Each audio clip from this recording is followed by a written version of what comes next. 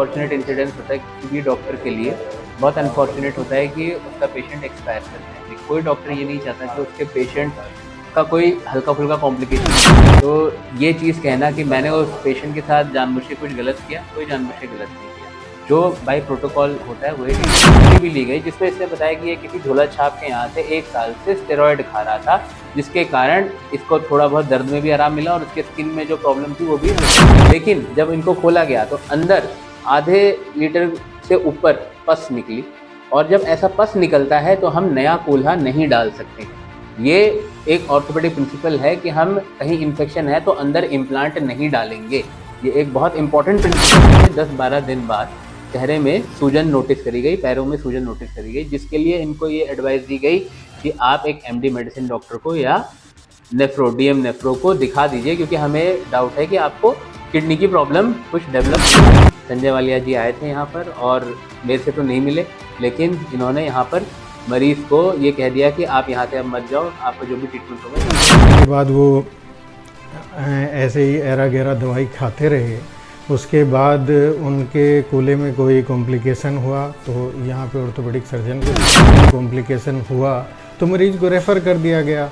अब ये normal process है, इसमें बात को बिला वजह तूल दिया जा रहा है, तो इस तरह का नहीं होना चाहिए। डॉक्टर इलाज करते हुए फिर डरेगा कि कैसे इलाज करेगा मरीजों का, अगर इस तरीके से डॉक्टर को धमकाया जाए, डराया जाए। देखिए, ये एक बहुत अनफॉर्चुनेट इंसिडेंस होता है किसी भी डॉक्टर के लिए। बहुत अनफॉर्चुनेट होता है कि उसका पेशेंट एक्सपायर कर जाए, लेकिन कोई डॉक्टर ये नहीं चाहता कि उसके पेशेंट का कोई हल्का फुल्का कॉम्प्लिकेशन भी हो, है ना। तो ये चीज़ कहना कि मैंने उस पेशेंट के साथ जानबूझ के कुछ गलत किया, कोई जानबूझ के गलत नहीं किया। जो बाई प्रोटोकॉल होता है वही ट्रीटमेंट किया। ये पेशेंट 2 साल पहले नोएडा में टोटल हिप रिप्लेसमेंट करवाया था। आयुष्मान कार्ड के थ्रू ही इसने नोएडा में 2 साल पहले टोटल हिप रिप्लेसमेंट करवाया था, जो कि 1 साल के बाद से उसके उसी कूल्हे में, राइट कूल्हे में पेन होने लग गया।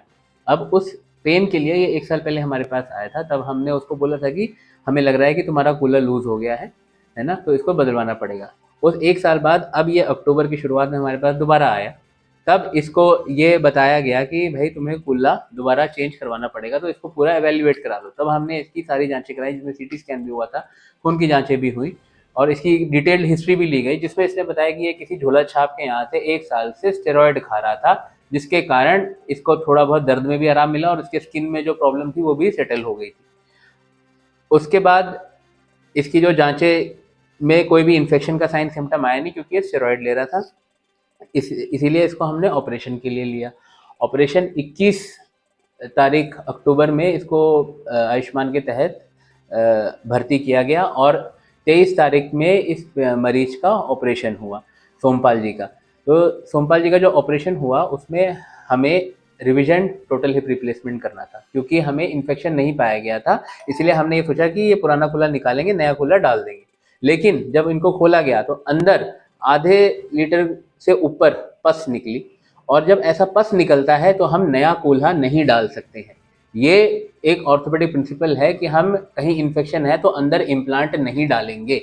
ये एक बहुत इंपॉर्टेंट प्रिंसिपल है। इसको हम अगर नहीं फॉलो करेंगे और मैंने इसके अंदर कूलर डाल दिया होता तो आज की डेट में मैं एक बहुत बड़ा क्रिमिनल नेग्लिजेंस में आ जाता, है ना। तो ऐसा नहीं कर सकते। तो ऐसे में क्या करते हैं, एंटीबायोटिक सीमेंट स्पेसर, यानी कि जो बोन सीमेंट होता है उसमें एंटीबायोटिक मिक्स करके अंदर कूल्हे के अंदर डाल दिया जाता है, जिससे कि जो कूल्हे का स्पेस है, जो एसिटाबुलर कैविटी है, वो भी मेंटेन्ड रहे, और ताकि इन फ्यूचर जब इन्फेक्शन सेटल हो जाए तो हम एक टोटल हिप रिप्लेसमेंट कर पाएँ।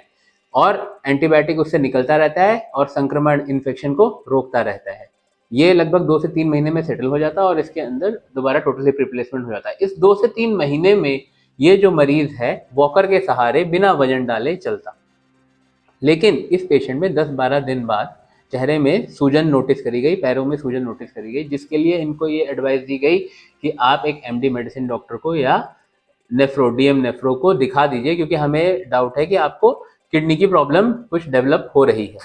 तो ये मरीज इस एडवाइस को नहीं हीड किया और इसने जो है, ये फ्राइडे को जब हमारे पास आया तो इसकी सूजन चेहरे की और पैरों की बहुत ज़्यादा बढ़ चुकी थी, और हमने इसको तब भी कहा कि आप इनको डीएम नेफ्रो को एक बार दिखा दो।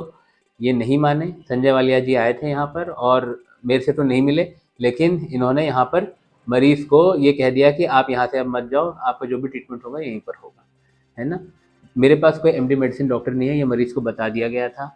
मरीज़ के बेटे नितिन को भी बता दिया गया था कि हमारे पास ना डीएम नेफ्रो की फैसिलिटी है, ना एमडी मेडिसिन की फैसिलिटी है, आपको किसी न किसी को जाके दिखाना ही पड़ेगा। जो चीज़ ये मानने को बिल्कुल तैयार नहीं थे, क्योंकि वालिया जी ने इनको समझा रखा था। मरीज कब से भर्ती था आपको? मरीज हमारे अस्पताल में 21 से 25 ही भर्ती था, 21 से 25 अक्टूबर। उसके बाद भर्ती नहीं रहा, वो बस ओपीडी में फॉलोअप में आता था।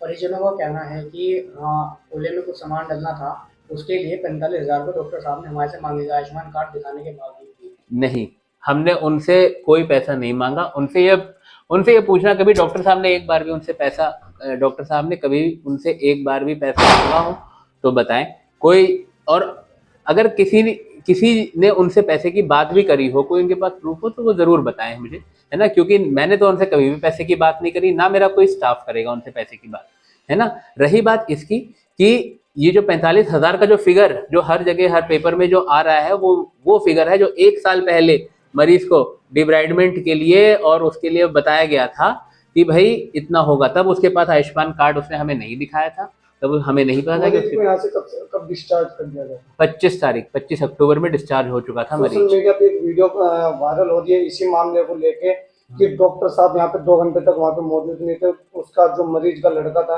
वो खुद इसमें बोल रहा है कि यहाँ पे 2 घंटों के मेरे पापा चिल्ला रहे हैं, रो रहे हैं, लेकिन डॉक्टर देखने के लिए नहीं आ रहे। इस मामले में क्या कहना चाहिए?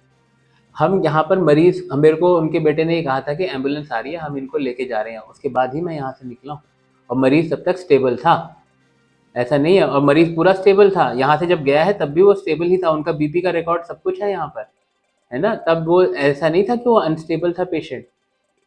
पेशेंट के चेहरे में सूजन थी, उसका सीरम क्रिएटिनिन जरूर बढ़ा हुआ था, उसके लिए उसको डीएम नेफ्रो के पास जाना था।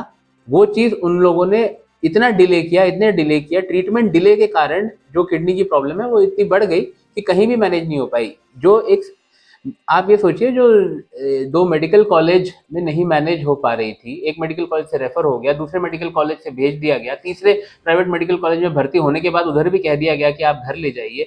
क्या मैं एक सिंगल स्पेशलिटी ऑर्थोपेडिक सर्जन उस चीज़ को मैनेज कर सकता था? यही चीज़ उनको 5 दिन से समझाई जा रही थी। और इस गली में तमाम एमडी मेडिसिन डॉक्टर बैठे हैं, डीएम नेफ्रो बैठे हैं। आप एक बार बस एक ओपिनियन लेने के लिए उनके पास जाना था, बस वो आपको बता देते कि क्या प्रॉब्लम है।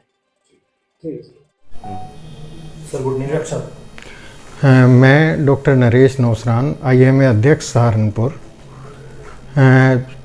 सरकार की महत्वाकांक्षी योजना आयुष्मान भारत पूरे भारतवर्ष में आर्थिक रूप से कमज़ोर वर्ग के इलाज के लिए चल रही है, और सरकार की ये महत्वाकांक्षी योजना है, और इसका बहुत लोगों को बेनिफिट मिल रहा है, करोड़ों लोगों को बेनिफिट मिल रहा है।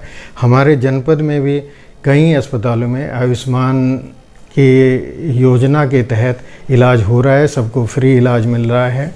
अभी मेरे संज्ञान में आया, एक ऑर्थोपेडिक सर्जन के यहाँ पर कोई मरीज़ आए थे और उनकी सर्जरी, कोई कूल्हे की कोई सर्जरी बाहर नोएडा में किसी हॉस्पिटल में हुई थी। वहाँ से आने के बाद वो ऐसे ही एरा गैरा दवाई खाते रहे। उसके बाद उनके कूल्हे में कोई कॉम्प्लिकेशन हुआ तो यहाँ पे ऑर्थोपेडिक सर्जन को दिखाया गया। उन्होंने उसकी सर्जरी स्टार्ट की, जो कि अलग अलग फेजेज में होनी होती है।